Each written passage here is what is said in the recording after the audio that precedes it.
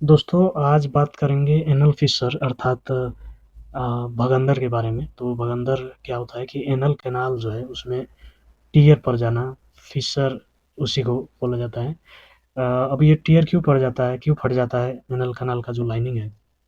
तो कारण हो सकता है लॉन्ग टर्म तक डायरिया रह जाना, जिसके कारण से हो सकता है लॉन्ग टर्म तक कॉन्स्टिपेशन रहे तो हो सकता है, या हार्ड स्टूल पास हो रहा है तो उससे भी ये प्रॉब्लम आ जाती है।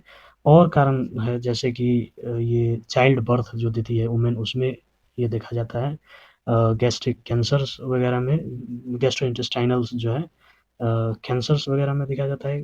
गैस्ट्रोइंटेस्टाइनल प्रॉब्लम जैसे कि क्रोन्स डिजीज में ये देखा जाता है। अब बात कर लेते हैं इसमें जो है साइन सिम्टम्स कैसे देता है। तो वो मेनली जो है स्टूल पास करने के टाइम दर्द होगा, इरिटेशंस होगा और ब्लड दिखाई देगा स्टूल्स में।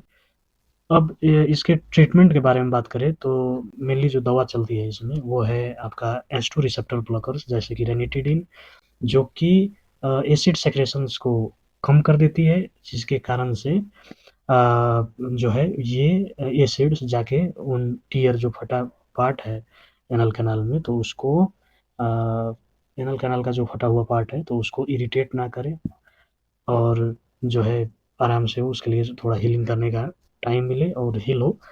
तो वैसे ये काम करता है आपका S two receptor blocker ranitidine. और इसके अलावा मतलब इसके ठाव पे दूसरा दवा जैसे कि रेमिप्राजोल प्रोटॉन पंप इनहिबिटर है, जो कि ये भी एसिड सेक्रेशंस को कम करती है।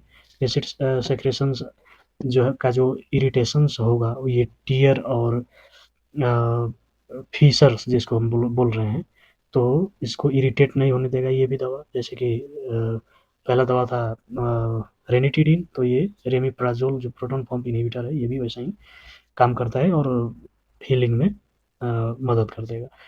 हीलिंग के लिए टाइम इसको मिलेगा। तो ये हो गया। आपका तीसरी दवा है जो कि है लिक्विड पैराफिन। अब ये क्या है? तो ये आपका स्टूल सफ्टिनर है, सिरप में मिलता है, सिरप के रूप में। और ये अगर स्टूल को ही सॉफ्ट कर दे तो उसका जो है स्टूल का जो है अगर टाइट रहता है तो वो दबाव पड़ता है जो कि फिशर्स पे, तो वो ये कंडीशंस नहीं आने देती ये दवा, क्योंकि अब ये स्टूल सॉफ्ट हो चुका है और इजीली पास हो जाएगा उसके फिशर्स के ऊपर से, कोई दबाव नहीं बनाएगा। तो इजीली वहाँ हील होने के लिए भी टाइम मिल गया फिशर्स को। तो ये भी आपका तीसरी दवा है जो कि है तीसरी दवा था जो कि लिक्विड पैराफिन।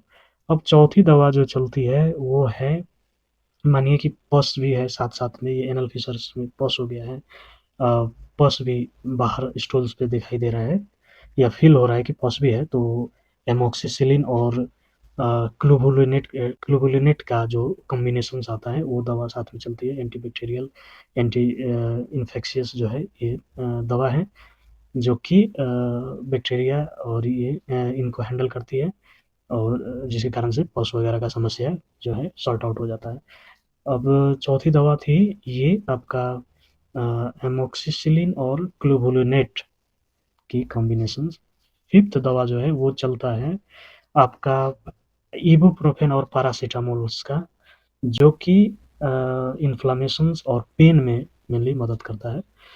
तो ये हो गई आपकी छठी दवा। और सातवीं दवा जो चलता है वो है आपका ग्लिमिप्राइड।